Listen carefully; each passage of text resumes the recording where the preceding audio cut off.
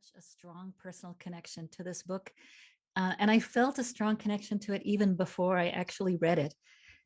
So I came on, as some of the viewers might know, I came on at the copy editing stage of your book. I was asked by University of Alberta Press to copy edit the book in preparation for publication. And the request came in just a few days shy of the first anniversary of my brother's death of pancreatic cancer. And when I read the synopsis of the book, I immediately thought that this was something I really wanted to work on. And I suspect that had the people at UAP known about this anniversary coming up, it's possible that they wouldn't have sent the book to me, thinking that maybe it was a little too close to home.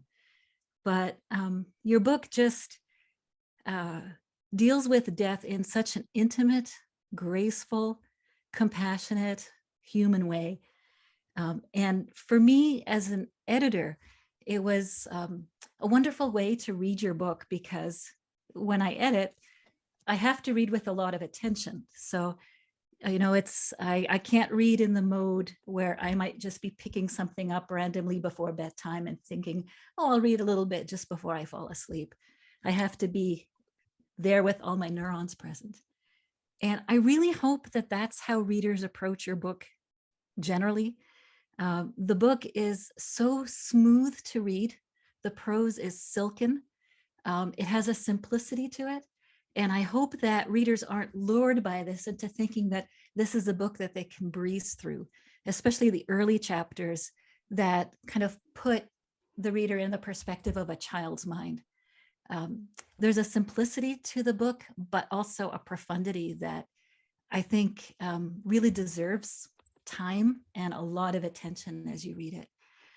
So it was such an enormous gift for me to be able to work on this book with you, and such a delight to get to know you. It's really, I think, a very important book on a topic that many people have a hard time broaching. So what we're going to do this evening is I hope that you and I will have a chat about some of the topics coming out of the book. And maybe we'll start with having you to read a small selection from the book. There's a story in there about a couple, Doug and Janice, that I think is just such a great example, because to me, it really captures some of the difficulties that many people feel when they're in the presence of someone who is going through a lot of suffering or who is facing death. And that universal feeling of, what could I possibly say to this person? So I wonder if you could start us off with a reading from that story, and then you and I can chat about some of the topics in your book. Sure, I'd be glad to. Thank you. Thank you again for this opportunity. Thanks to June, thanks to Shelf Life Books. And thanks very much to you, Julie, for agreeing to be the moderator for this. I feel very grateful to University of Alberta Press that they've created a home, so to speak, for me to return back to. I was born in Lethbridge and spent some important parts of my life growing up in southern Alberta, southern Alberta, as far south as you can go. One more step and you'll be in Montana. One more step to the west and you'll be, or I should say 20 more steps to the west, you'll be in Waterton Park. So that's where some of my important growing up happened. So I'm grateful to all of these forces that made this a possibility. And Julie, as you were talking, and we were talking about your experience as copy editor and then really editor, I should say, I hope viewers, if they find, or readers, if readers find the prose to be silky, as Julie said, that's a very nice compliment. It's because I was lucky enough to have 2 editors, if you can imagine, before the manuscript even arrived, before I submitted it to University of Alberta Press. I had already spent months working with an editor, Irene Connolly, who lives in Iowa and is a real master editor. And whenever necessary, she would polish and polish and polish. And whenever necessary, she would get out her big hatchet and tell me, yeah, let's take care of this the easy way, when there was something that needed some real Armstrong kind of editing. So I'm very grateful that I had the good fortune of 2 wonderful editors. Now, Julie, by now you've forgotten what Julie asked me to read about. So briefly, I'll tell you again the background to this story that I'm going to read an excerpt from is that there is a friend and colleague of mine. We work together in the same office and we have become friends. I have just graduated from college and taken this job in Victoria. He is not only a friend, but he's a real mentor. He shows me everything, and not only at work, but is very supportive in life. And he was the one who taught me fishing, and like a big brother. And his name is Doug. And Doug's wife has been diagnosed with stomach cancer. Now, I want to remind you, whether you've read this book or not read this book, I want to remind you that this is a long, long time ago. This was not last month.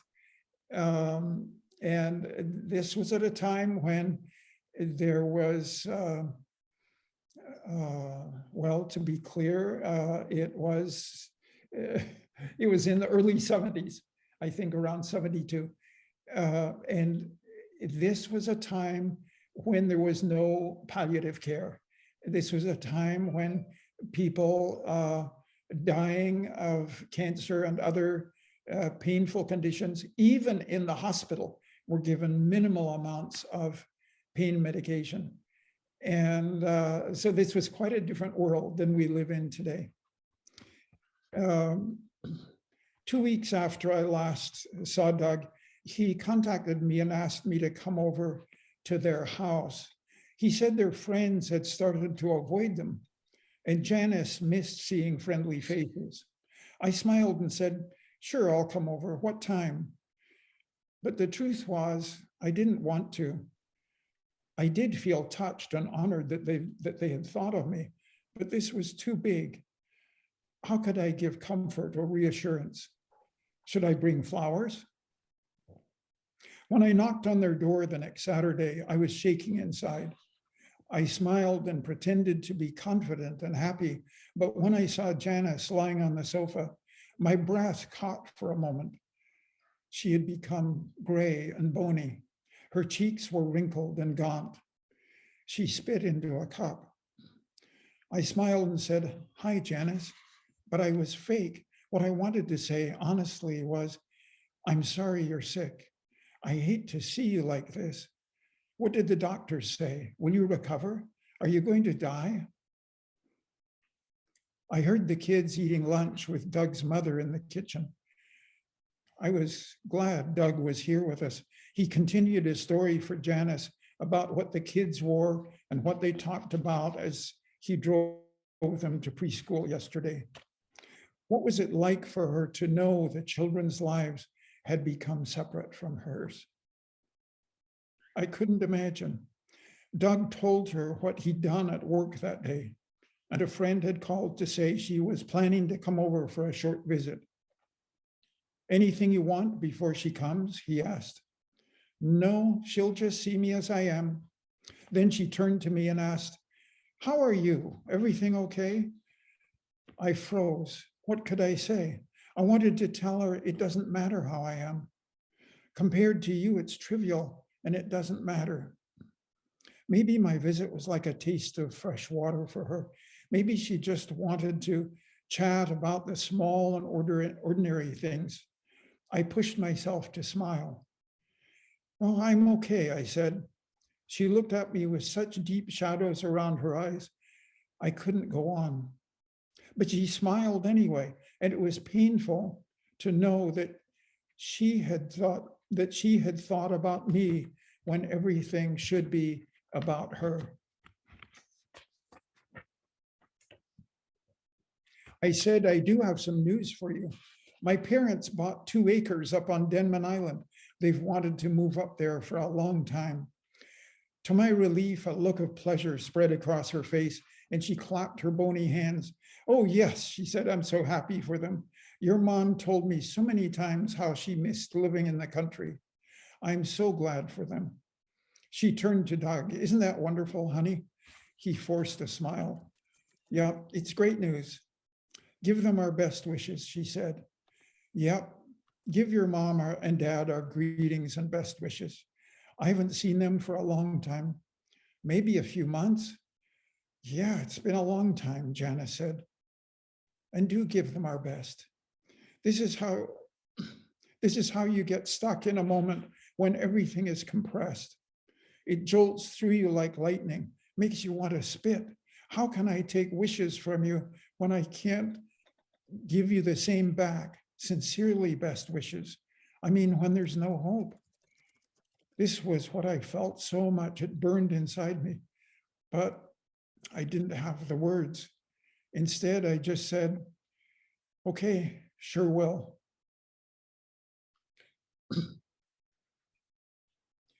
Several weeks went by when I saw Doug intermittently and occasionally went over to the house very briefly and very awkwardly like this. And after several more weeks had gone by, we resumed I'm jumping ahead in the story now. Saturday morning, Doug called me at home. "Hey, you okay?" "Yeah." I waited and tried to ignore my tight stomach. "Janice asked me about you. You should go see her in the hospital. It would cheer her up." I froze inside. "You sure? Why, is she feeling better?" "Not really. She still can't eat anything." "Oh, still? Shouldn't I wait until she feels better?" "No, now is better." "Oh, she's so sick. I thought she'd be too miserable to have visitors." "Yeah, well, she is miserable. That's why she needs visitors. She's isolated there. She hasn't seen the kids since last Sunday. She feels like the world forgot her." "You think I should go?" "Yeah, well, she said it would make her feel better." There was another pause, like he was waiting for me to say something. "I don't know how much longer she can hang on." "Yeah, it must be hard," I said.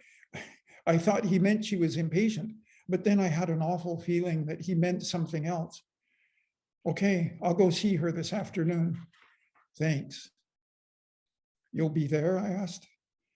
"I'm not sure. I promised the kids I'd spend time with them this afternoon, so it depends on when we finish."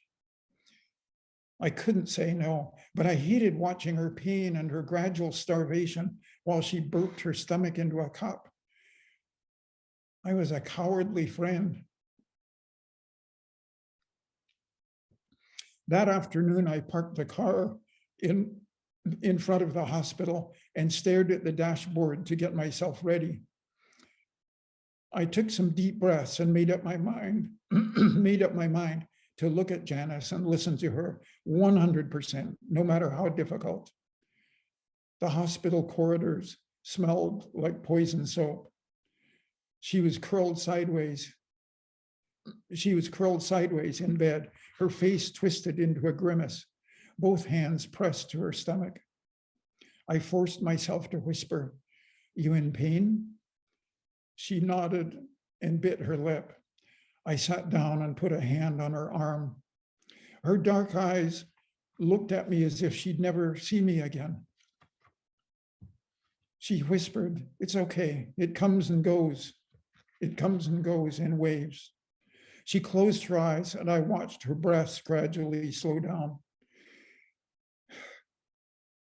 Then she opened her eyes again and looked at me with such a thin smile, it broke my heart.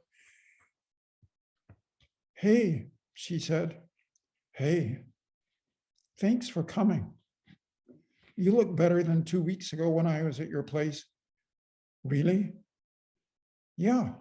I wished I could take my words back and start again. I should have said, "To tell the truth, you look awful. I'm so sorry." There are moments like the click of a camera when both you and the other person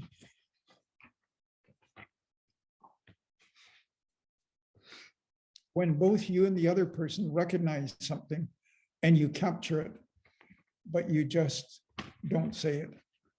Janice blinked and said, "Oh, that's so kind of you." And she tried to smile again. I hated myself for being so stupid because she was the one who rescued me, even at this moment when the true thought in my mind was, "I can't imagine you'll live another day."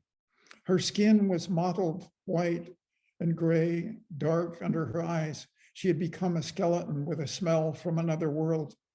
There was an IV taped to one skinny arm, like something stuck into the branch of a tree. "Well, hopefully you'll get out of here soon. The next time I come to see you, you'll be at home." "I don't think so," she said. "Did they give you something for pain?" "Not much. The doctor said he didn't want to give me too much morphine." "Oh, I see. But I didn't. The least I could do was just be there with her without pretending. So I sat in silence. And we looked at each other. After a minute, she reached a hand toward me. Her cool fingers curled around mine. She smiled and said, "Thanks for coming to see me." "Sure, I'm glad to see you. See you again soon." As I left the hospital, I wondered, why is it so hard to tell the truth when it's that close to you? Is there any truth? Is there any truth that isn't potentially painful or messy? These questions sat inside me like lumps of mud. As my mother said to me hundreds of times when I was a child, "If you don't have something nice to say, don't say anything." Well, here I was now faced only with truths that weren't nice. And to not say what should be said has its own risks. Lies of omission. Some truth dies because nobody cares for it. Those were the risks of not unpacking my bag. Thank you so much, Samuel. That's an amazing passage. It strikes me how one of the repeating themes through your book is that towards death, there's such a strong, intense need for human connection and an opportunity for really intimate connection too. And yet it's so difficult. And in a sense, the whole book is about attempts, sometimes successful, sometimes not, to make those kinds of connections close to death. And one of the things that comes up repeatedly in your book is your observations about the relief that patients have felt when someone breaks into the truth and is able to acknowledge the truth and to talk frankly and openly about what is happening, what's actually happening. Why do you think that that relief is so strong and so powerful? And why do you think it's so that we find it so hard to do? Why do we avoid doing it so much? The question of the age. Hmm. A question we all struggle with. We all, including me, we all struggle with lies of omission, lies of commission. That is to say, what we don't say that we should and what we do say that we shouldn't say because it's not true.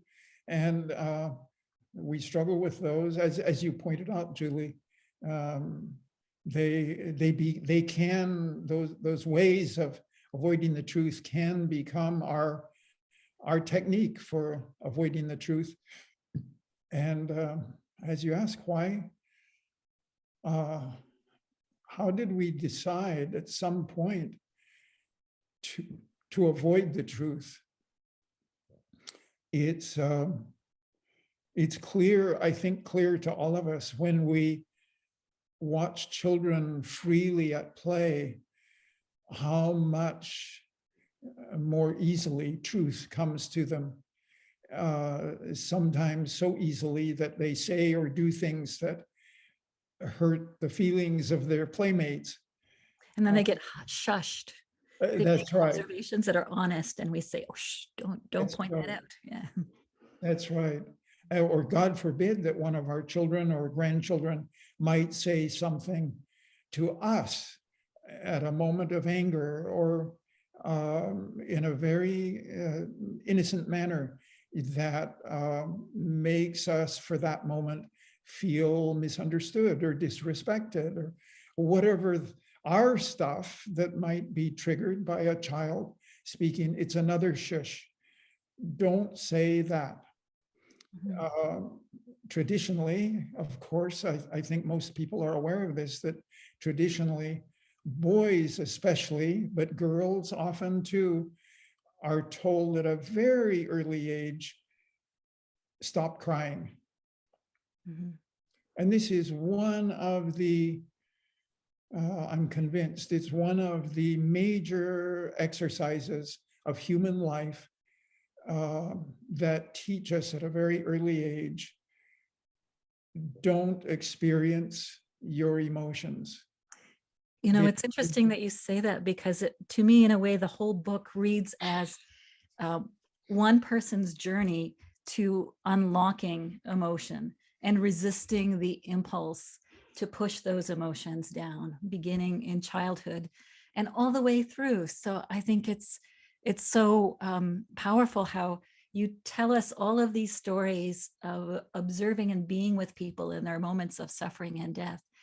And then towards the end of the book, you discuss your own diagnosis and illness, and are very open about the fact that despite the fact that you've had all this practice as a physician, helping other people through it, when the moment comes, there's still that impulse that you had to fight of pushing things down and distance, creating a distance from those emotions.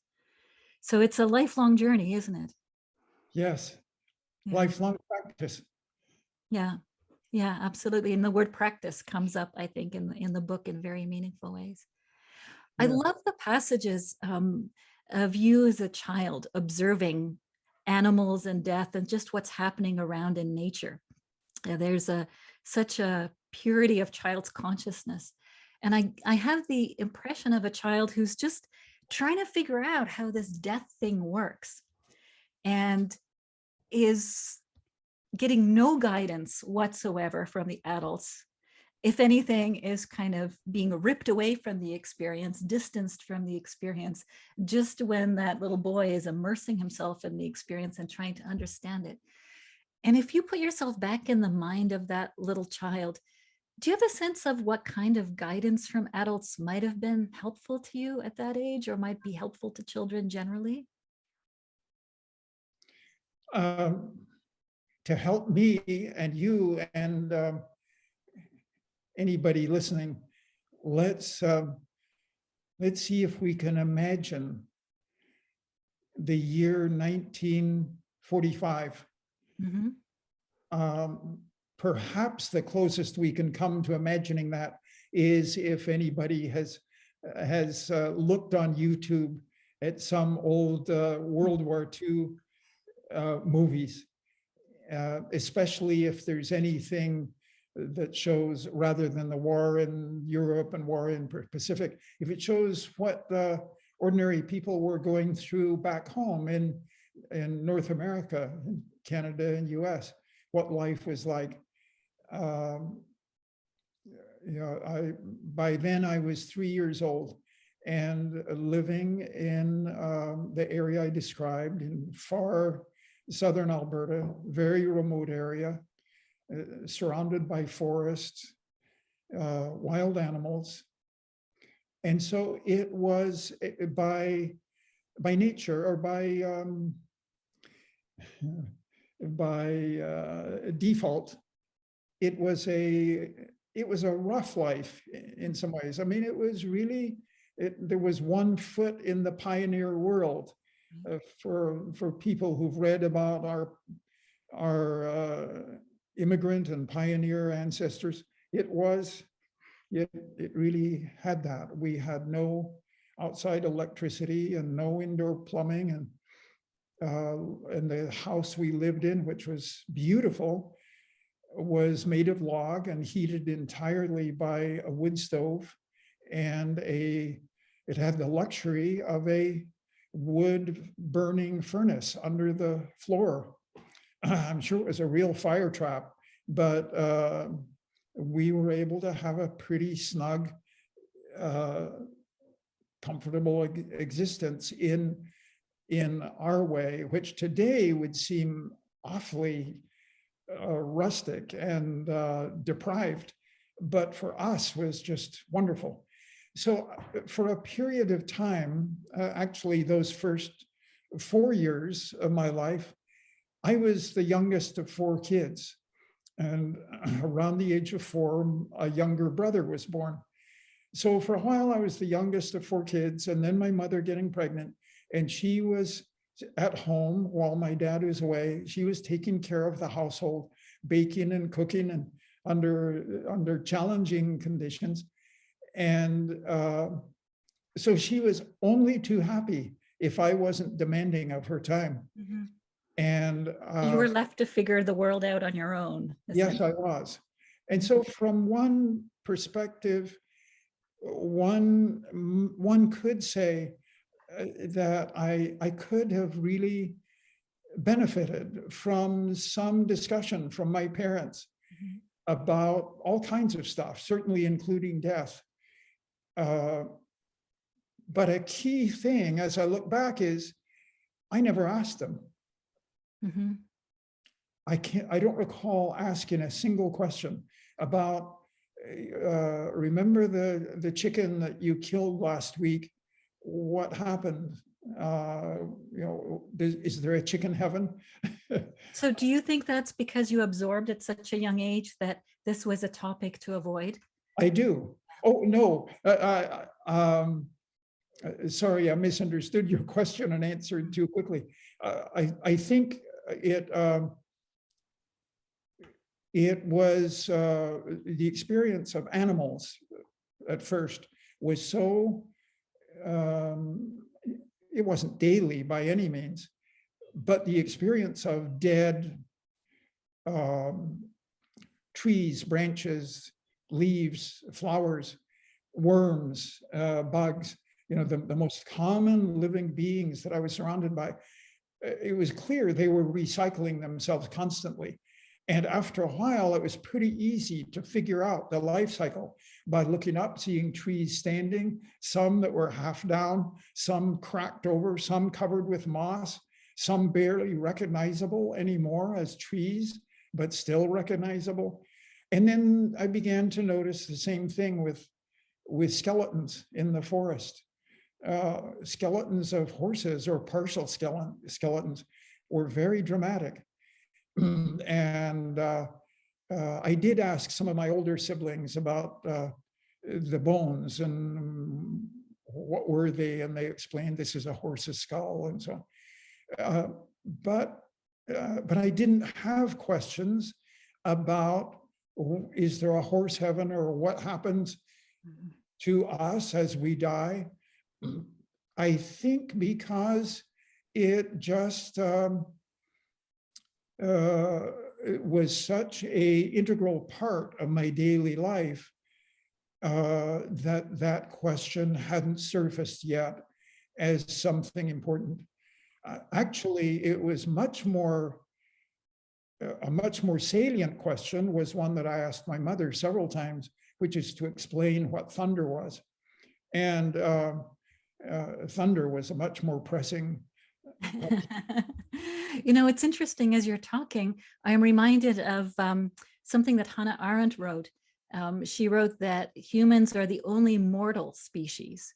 And what she meant by that is that humans are the only species that see themselves as apart from the cycles of the universe. Nature goes in a cyclical manner, but humans see life in terms of their own life, which has a beginning and an end. So there's no going back. You only go forward in time, and when it's over, because we think of life as our own individual lives, as something Yes, separate from the universe. yes, And what you're describing is a child who's really in tune with that cyclical aspect of life and death. And presumably we all learn at some point that what matters is our own individual life that's separate from that, and that's running on its linear course, and that yes, there's a tragedy of death at the end of it. Yeah. yes, indeed. I was so close to horses. They were like siblings to me. I was physically close, emotionally close, and it was repeatedly being exposed or literally bumping into dead horses or horse skeletons, that it began to get through to me that the same might be true of people. Right. Although I think it was not until I was around 4 years old that that it really caught my attention or made me curious enough to wonder, well, yeah, what about people? Uh, And what about me? what about me, finally? Yeah, exactly. Could I ask you about the phrase that is a fairly recent phrase, the phrase toxic positivity, which is the phrase that people use in a situation where someone is facing a tragedy or great suffering, and people around them are reluctant to acknowledge it and kind of insist on turning towards only the positive and not acknowledging the pain. Does this phrase resonate for you? What do you think can be, I mean, on the face of it, positivity seems so nice. What is toxic about it? And how do you avoid the toxicity of it while maintaining the good aspects of positivity? Oh, yeah, great question. I suppose from the broadest perspective that comes to my mind, any point of view that is inflexible inevitably becomes toxic, doesn't it? So we've probably all of us known somebody who was a toxic grouch because they could never stop being a grouch. Right. And toxic, looking on the dark side, so to speak, to such an extent that it feels toxic. You don't like being around that person because all that person can do is grumble. And so I think it's just the flip side. And you're right. I have known a few people who were just so firmly, desperately clinging to a smile on the face from morning until night, no matter what, as well as let's look on the bright side of things. That's what my ancestors used to say. Yeah. As somebody was run over by a wagon or trampled to death, well, let's look on the bright side. Right. Yeah, maybe tomorrow, but today. Right. Yeah, no, that notion of flexibility really resonates, because I think one of the things that really comes through in your book is the power of being present with people where they're at, and just tuning into what they happen to need, what their own history is, what their own baggage is, and paying attention to that, being attentive to that. So that really, really resonates. I'm wondering, have you encountered in your many years people for whom denial actually was an effective coping strategy? That they kind of refused to look death in the face and that worked for them? All of us. Well, okay. All of us need a rest once in a while. True enough. Yeah, and the cultures. Well, I don't pretend to be an expert on cultures. So rather than saying the cultures, as if I was a widely read anthropologist, I'll restart and I'll say, I'm aware of some cultures that really strongly promote our exercising an awareness of death and an acceptance of the fact that death is always present and it's inevitably present. It's an inevitable part of our lives, and we do well. It's beneficial for us to think of that and ponder that frequently. The Tibetan Buddhist teachings, I think, are by far the best known examples of that meditation on death.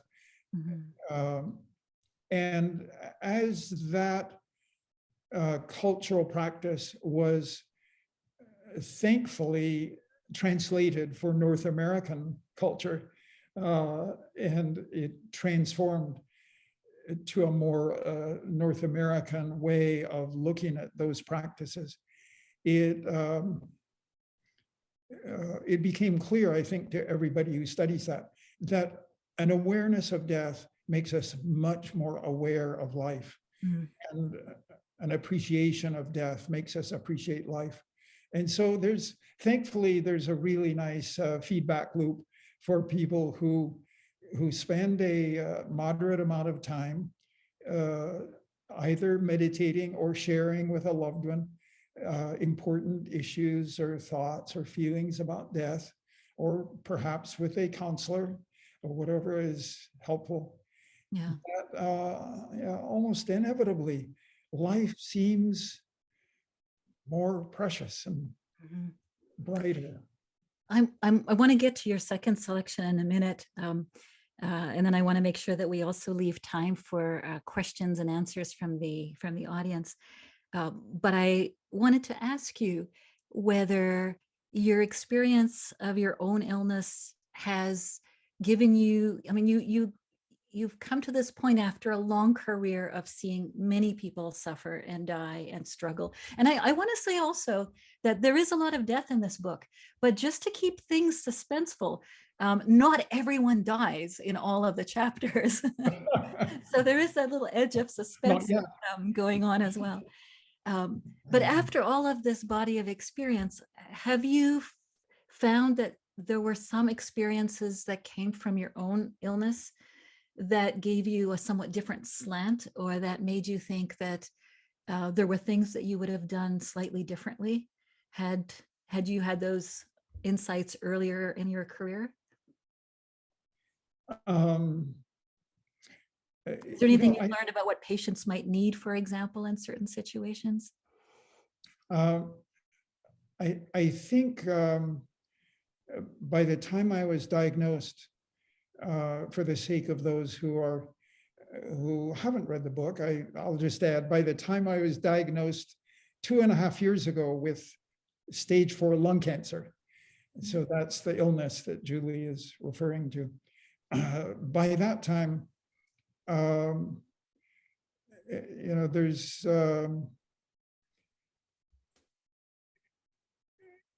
there was always something new that I was learning as I talked with people about, in regard to their thoughts and feelings about death.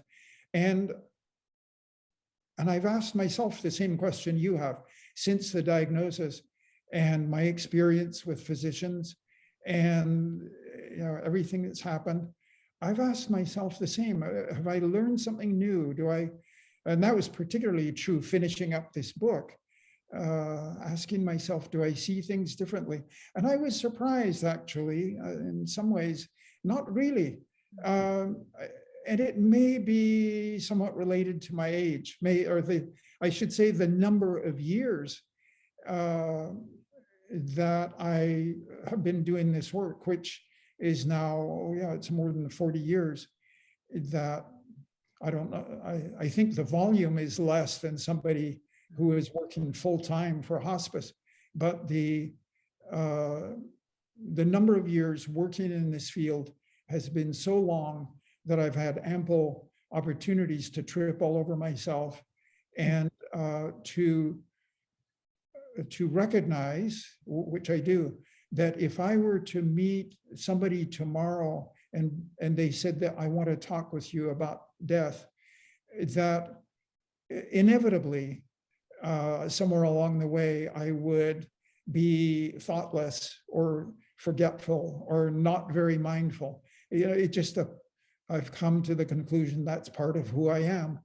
And the question is, am I paying attention enough that I can notice that? I feel extraordinarily lucky and blessed, actually, that the physicians I have been such good listeners. Who would have ever thought? Yeah, that is wonderful to hear. In my experience, I've seen both. Yes, me too. And I've been It's both. very powerful when they're capable of listening. Yes. So I wonder if we can, we're getting close to the time when I would love to take some of the questions that are beginning to pop up, but I want to make sure that we have time to have you read that second selection, which I think is just a remarkable moment of connection with a small boy who is close to death. Would you be willing to read that before we open up the Q&A? Yes, and this won't be a surprise to Julie because I've already asked her this, but for the sake of those listening in or viewers, I just want to let you know that this evening, my voice is actually much better than it usually is. Ordinarily, I would be able to get only about halfway through reading something and then ask Julie to take it over for there. And I have a feeling that may be the case this time, that I'll probably get into it for a few minutes and then probably ask Julie to finish reading. And just wanted you to know why. It's to save my voice for the last half hour or last 5 hours or however it's going to be. So Julie gave you a little background. This is a 7-year-old boy who is dying of cancer. And again, this is a long time ago. And yet the issues are not that different. For him, surprisingly, pain is not a major issue. As you're going to see, it turns out there's a different issue. Now, I was not providing palliative care in a formal sense because there was no palliative care in those days. This was in the late 70s, early 80s, and palliative care had not yet been organized. But because of the nature of the clinical work I was doing with patients, I was often asked, because my colleagues knew I had experience talking with patients who had some difficulty expressing themselves. They asked if I would come and meet this child whose major problem was he had stopped talking to everybody, including his parents. He had turned over towards the wall in his hospital room and refused to respond to his mother and father, as well as to nurses and physicians. And there was a lot of concern whether he was even drinking any water, which, it was clear that he was probably going to die within the next 4 or 5 days, week maximum. But if he wanted water, people wanted him to sip it for comfort. And so it was exceptionally distressing to everybody concerned. Imagine how his parents felt not even being able to communicate with him. So I came into his room together with Dr. Navarro, who I'll refer to. Dr. Navarro is a psychiatry member of the faculty in the medical school from psychiatry, and he and I are good friends, good colleagues. And we come into the room and the parents stand, and I ask them if they would like to take a short break, drive home, take a shower, change clothes, come back, because I said to them, I'll probably want to stay here for quite a while. And they did. They were glad for that welcome. They've left. Dr. Navarro has a seat in the corner, and I'm standing there in the middle of the room watching Danny, this boy, whose face is toward the wall. It struck me suddenly in that moment of silence that Danny seemed far away to everyone else, but to me, he was close. A surprise. We were on the same remote island. He didn't intend to separate himself from others, just as I didn't. Both of us wanted the opposite. There must be a language that connected here to there, this world to that island. But what was it? It was like that for me when I arrived home every evening. Michael and Athena, my son and daughter, they asked me, what did you do at work today? Tell us what happened today. I wished I could. I knew their questions weren't intended to intrude on my private world. They just wanted to connect. But I couldn't tell the story, not even to myself. Intrusion versus connection. They wanted the right words, and so did I. That was how I knew where Danny was, but I couldn't explain it. There were no words. I watched his back and shoulders rise and fall, one breath at a time. My throat and chest were tight too, because we breathed the same air. I leaned forward and touched his back. I wanted my hand to say, I understand you, whether we speak or not. But at least I warmed him a little because my hand was warmer than his body. After some time, a nursery tune came to me, so I hummed it. Rock-a-bye, don't you cry, we will go to Grammy's. He took a deep breath and half turned to look over one shoulder at me. Then he rolled onto his back and looked directly into my eyes. His face was gaunt, with eyes that had been staring into another world. What's that song? He asked. A lullaby. I sing it to my children at night to help them sleep. I waited. After a few minutes, I asked, what do you need to help you sleep? I'm worried about Mommy and Poppy. What do you worry about? They're so sad. They're sad that I'm going to die. How do you know? Because I hear them crying. Sometimes Poppy turns his face away or goes out of the room. And Mommy, when she starts to cry, she changes the subject or tries to joke about something else. That's even worse. I see. What do you think is the reason? It's because they're so sad and worried about me. I sat, leaned forward, and touched his bony arm through the covers. What about you? Are you worried about you? No, I don't think so. They said when my grandma died, she went to be with Jesus and the angels. That's where I'm going too. Is that a happy place? Yes, I'll be okay, but I'll miss them a lot. Sure, I understand. I don't know if I'll see them again. His eyes were so solemn and sad. I felt my heart pound because he had opened his own heart to such a terrible truth. I was afraid to say more, but there was no turning back. Do you think it's possible to see them again? I think so, if they come to visit me. Did you ever visit anybody in a cemetery? Yes, like when we went to the cemetery with flowers for Grandma and Grandpa, and we told them stories. I know they heard us talk to them and sing them songs. Did they talk to you? I couldn't hear them, but I could feel them.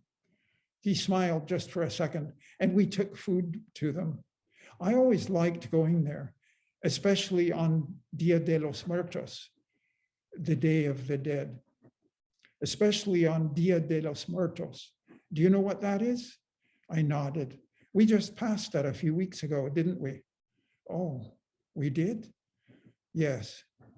I didn't know that. They didn't tell me. Would it help if your mom and dad came to visit you after you die? I asked. Yes, I think so, he frowned. But do I have to wait until next year for Dia de los Muertos? I wish they could come every week. You can ask them. Every time we took flowers and ate a picnic, and my mom told stories, and we played all around the places where people are buried. The graves, yes. And the stones. We put little stones on their grave. We made designs and pictures. That's what I want them to do after I die, so I won't be lonely. And then I'll know they're okay. Anybody besides your mom and dad? Just my mom and dad and my little sister. Would it be okay for them to know everything you told me? Okay. Somehow his hand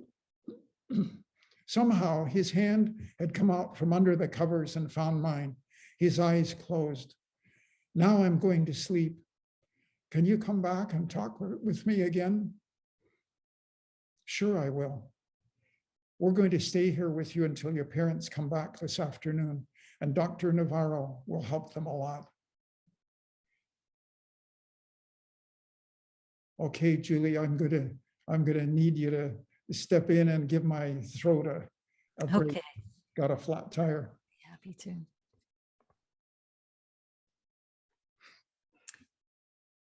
I felt his hand become soft as his breaths deepened. Dr. Navarro and I sat without a word as the room darkened in the late afternoon. Finally, Danny took a deep breath and rolled on his side toward us. His hand slid from mine. Dr. Navarro and I smiled at each other. I'm not sure what happened, he whispered, but it was some kind of miracle.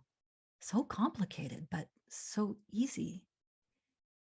I can't explain it, but he found me as much as I found him, I whispered. I really don't know how to explain it, but when I can, I'll tell you. No hurry. Miracles don't need explanation. All I can say right now is I've never had cancer, but I recognize the island he was stuck on. Yeah? Yeah. I don't need a map or a passport. You speak the language. Yes. When Dr. Navarro and I returned the next morning, Danny lay on his back, alone in the room. He looked at us and smiled. Can I ask you a question? Sure. I sat beside him. Dr. Navarro sat in his usual chair in the corner. Can we see after we die? He asked. I felt his question suck the breath from my chest. I thought, how can I answer this? I have nothing left. I want to lie in a bed with a teddy bear and have people bring me something to eat and explain what everything means. It was as if a curtain had been pulled from a window where there was too much to see at once. How could we possibly talk about it? But then, inexplicably, I took a deep breath and exhaled slowly. And it felt like the sweetest thing I could imagine. Can you see me? I asked. Yes, of course. He grinned like this was a game. I can see you too, very well. We gazed at each other, both smiling the way people do when there's a happy surprise coming. Now, close your eyes for a few seconds, I told him. He closed his eyes. Now, with your eyes closed, can you still see me? He laughed. Yes, I can, but it's different. Not with my eyes. I see you in my mind. He opened his eyes again and stared at me. And I see you too, even when I leave this room. Even when I go home, I can still see you. We see everything with eyes, but we can see with our thoughts too, he said as he stared at me.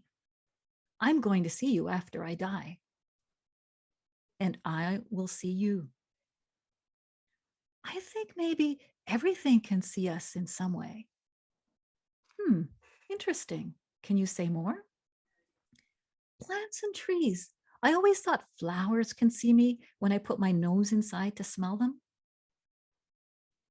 At this moment, his parents returned with a bag that held apple juice and snacks. I squeezed Danny's hand in one of the teddy bear's paws. I told the parents, hasta luego, and waved at Dr. Navarro, who stayed to visit.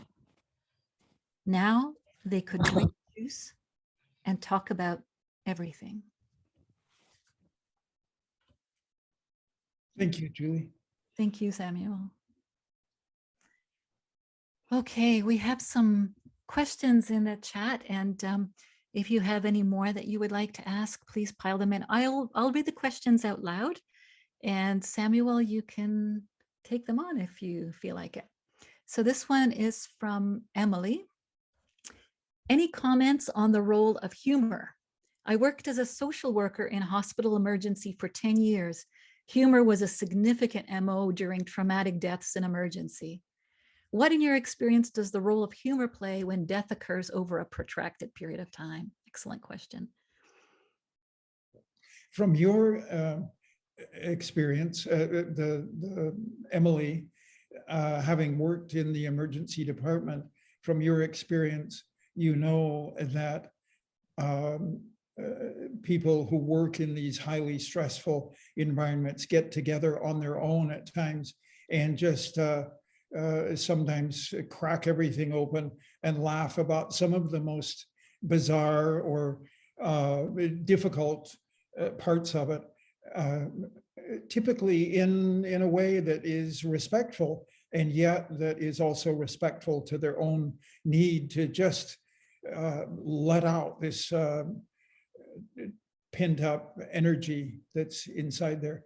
If it is held inside too much, then eventually it can become toxic, just like anything that is buried too long under the wrong conditions, doesn't have an opportunity to ventilate and to be composted.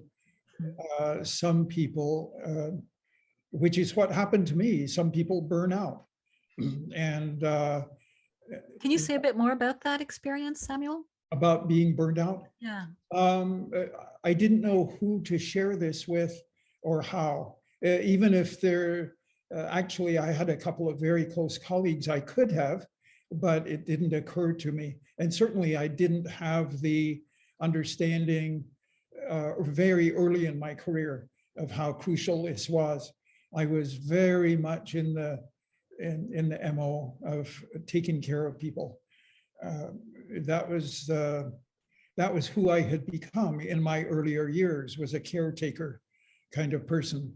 And so it was very easy for me to step into a role like this and to be a super guy who was not very touched. And it was to my great detriment, which is why some of the stories in this book talk about my own struggle and my own nightmares at times, trying to figure out what to do with all of this distress. Now, luckily, as more years have gone by, it's if anybody knows anything about recycling, you know, it means you turn over and you turn over and you invite new in, and you that's true in composting in the garden. It's true in with the emotions we have. Now, humor in regard to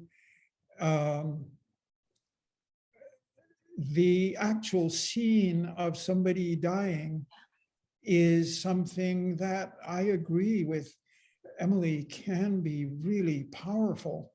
And it is not at all unusual in the midst of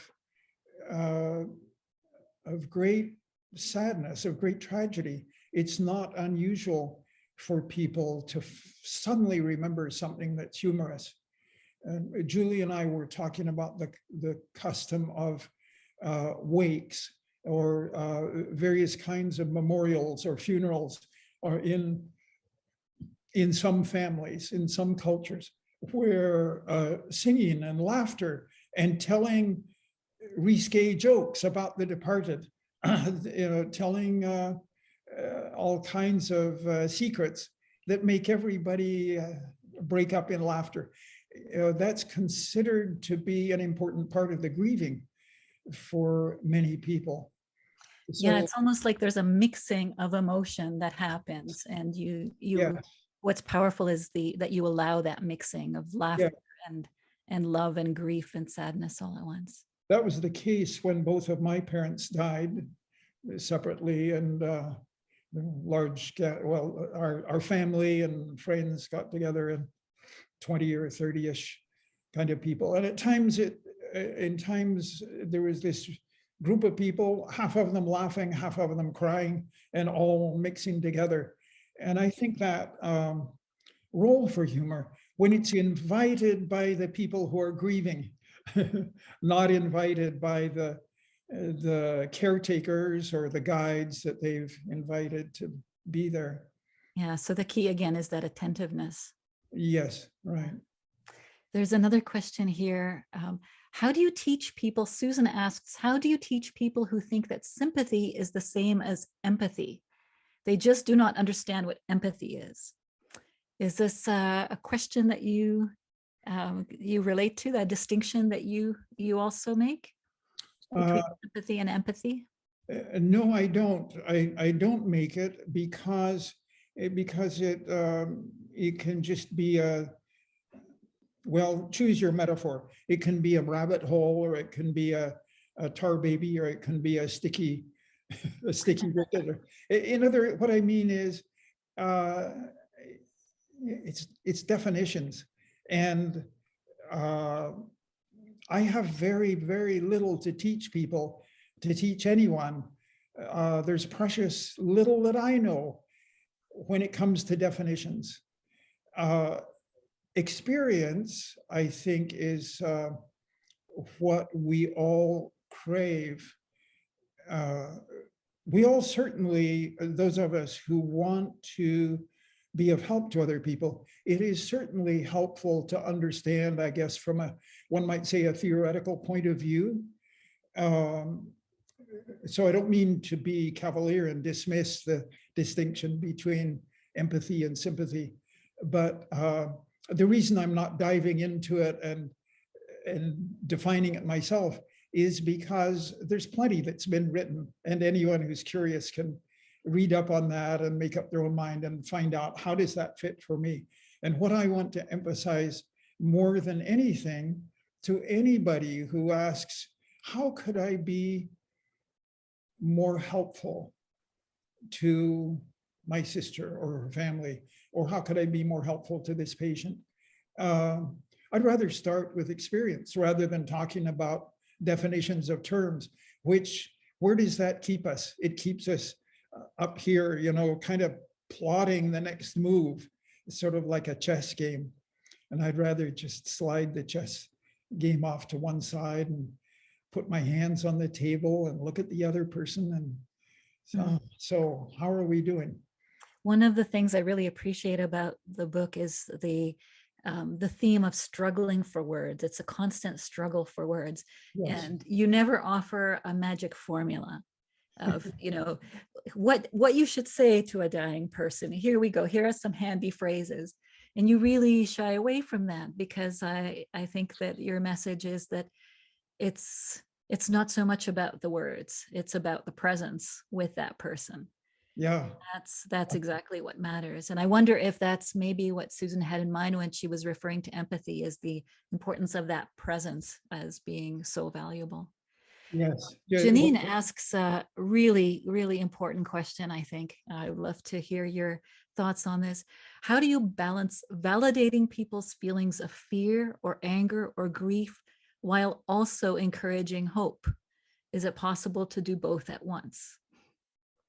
I think all of us do that with each other, perhaps without realizing it. If when you are listening to a friend or a loved one, a colleague who is struggling with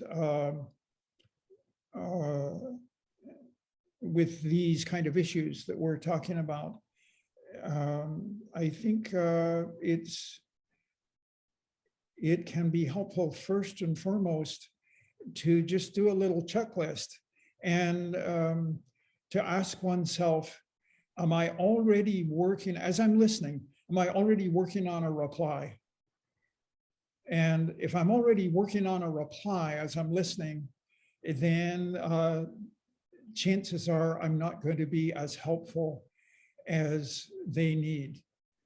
Whereas if I'm simply purely listening with all of my attention dedicated towards understanding as clearly as I can, and if anything, any question I might have would simply be, can you say more, or can you help me understand more, or can you clarify what you meant by, just so I can understand more. I think that's the entry point that all of us hope for with a loved one or somebody we want to be helpful to, which is to be there without as you said, Julie, to be present with a connection and without any particular strategy that needs to be employed. So the answer is, if you listen hard enough, you will know if it's a time to validate the anger or if it's a time to offer hope. And there isn't any magic mix that we can kind of pull out of our bags that will do in fact, what is more validating than listening without a reply?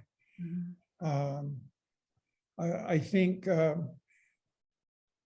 everybody who is viewing this video is doing so because of an innate curiosity and need about this topic.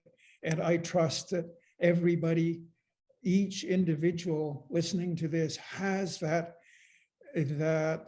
inner strength and capacity to listen and take it in. And that's already such a validating position to be in, whether the person is ranting and cussing the physician, or cussing the fact that the slings and arrows of life have brought me to this and my house has been burnt down, whatever it may be. That's, everybody here is bringing a validating spirit just by the fact of their presence. A question here from Rona. Any comments on the hospice movement? I have a guess what you might say about this. It was a godsend to my sister-in-law. She died recently, and also to the family. She and we had so much emotional freedom. Also, thank you, a moving presentation.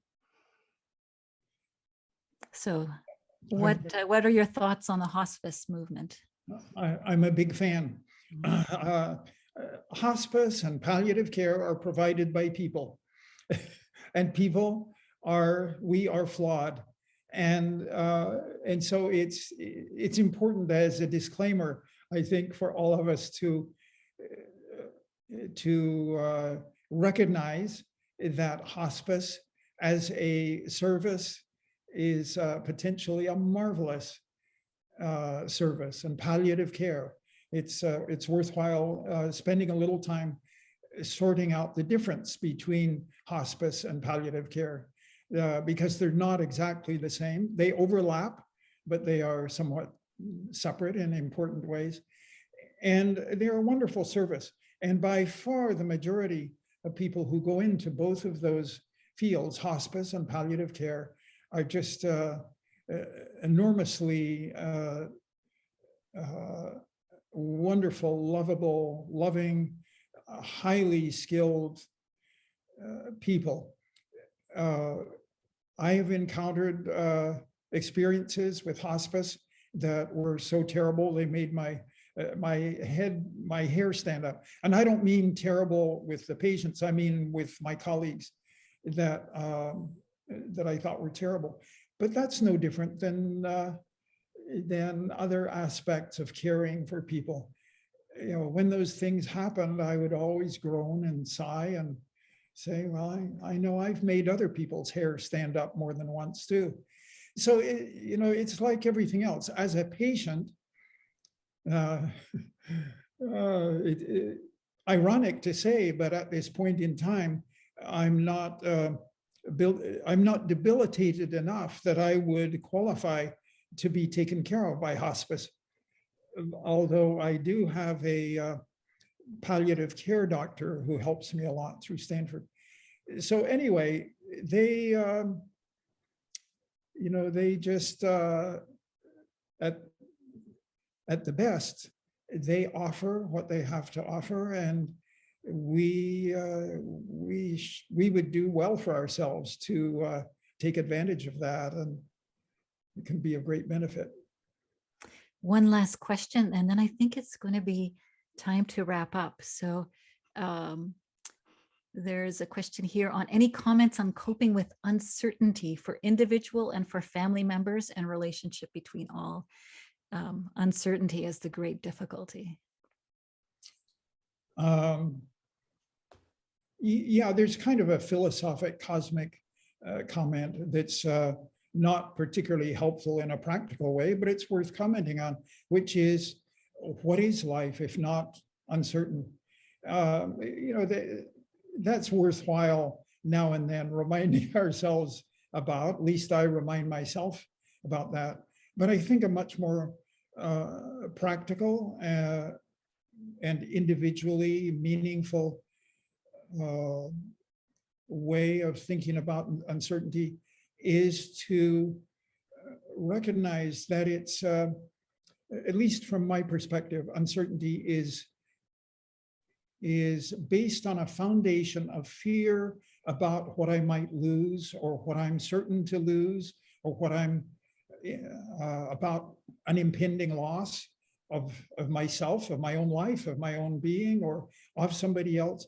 So it's this anticipation of pain, grief, and really that stance turns its back on what actually exists.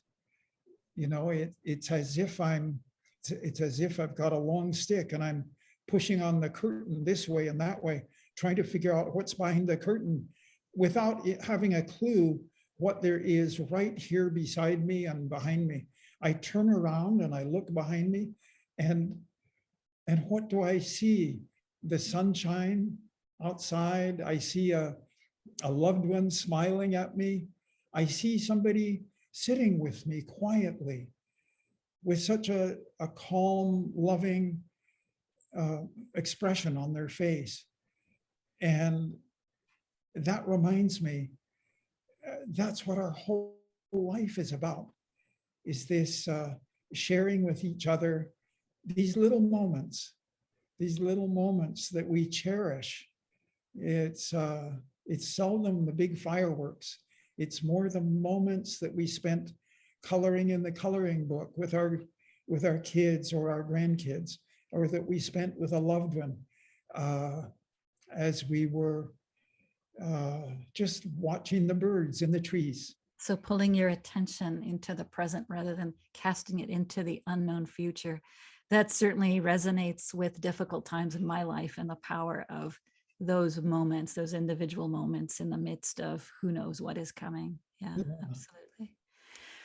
I think that's the end of our questions. I just want to share a couple of comments here that have come in. I'm not sure that I'm going to get to all of them. Janine commented, such a beautiful and simple answer to my question, the one about how to balance validation of difficult emotions with hope.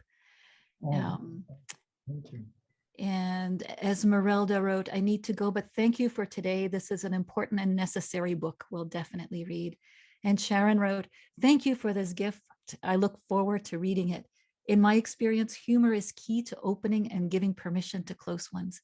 My issue was and is with my family seeming to me to be waiting to say something real is to wait for the end, like a movie. It's like everyone thinks it's not time yet. It's not, we're not there yet.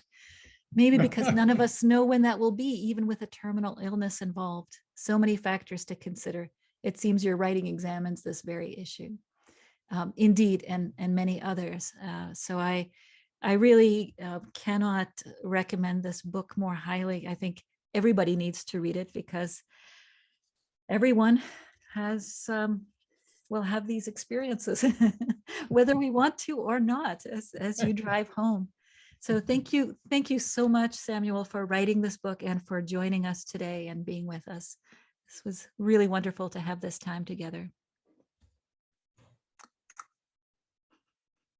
And June, I think that is probably the end of our session. Do we want to stop the recording? And I don't know if Samuel wants to hang on and just wave to people. Sure. If people want to maybe just stay on for another 5 minutes Okay, to say hello, okay. or we could stop the official recording at this point. Okay. Well, That